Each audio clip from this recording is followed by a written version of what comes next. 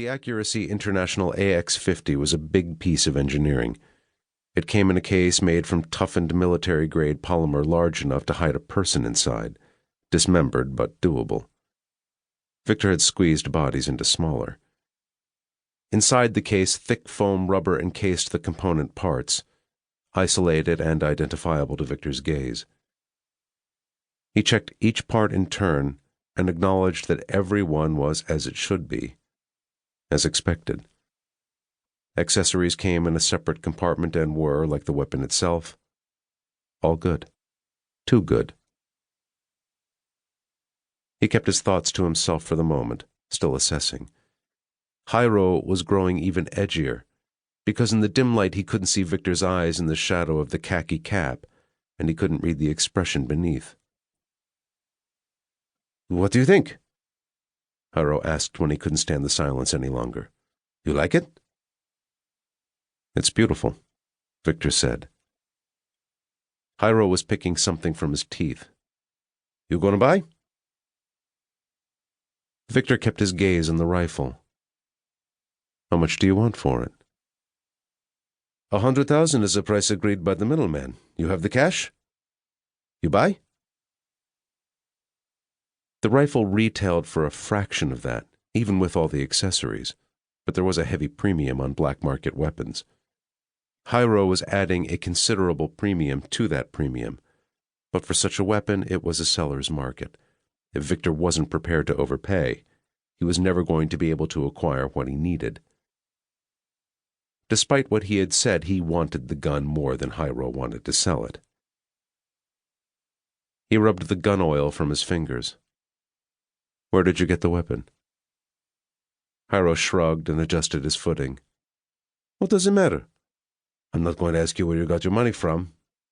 You brought it, yes? In your truck?" Victor nodded. He had his pickup parked where the sand dunes became prickled with long grass. Jairo's own vehicle, another pickup, was parked on the beach itself, out in the open, as agreed. Victor had arrived early, but Jairo had been earlier. He had been drinking. There was a sheen to his skin and a glaze to his eyes. "Let me see it." Victor shut the case and thumbed the catches. He dragged it from the load bed of Jairo's pickup. Even with Victor's strength, it was heavy. The rifle alone weighed more than 12 kilos. He carried it in his left hand. He led Jairo to his truck. Led because Jairo didn't move fast.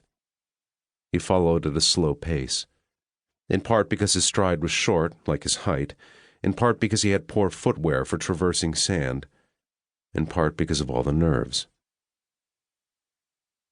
100 grand is a lot of money, Victor said as they walked. Even for a weapon like this.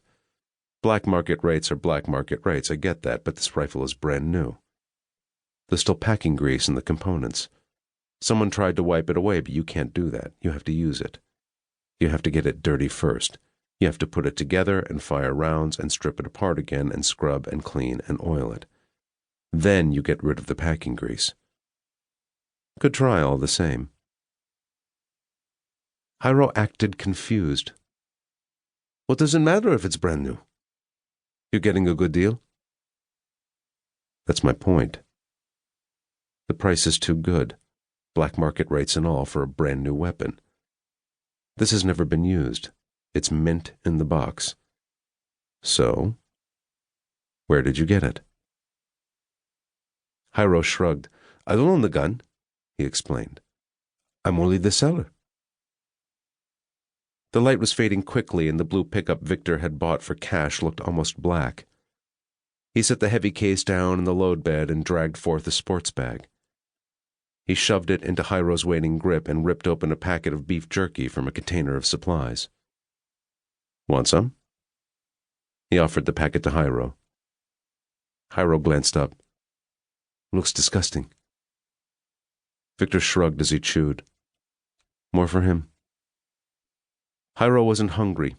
He was wasting no time, unzipping the sports bag and peering inside, smiling when he saw the bundles of American dollars. "You know," Victor said after swallowing. "At first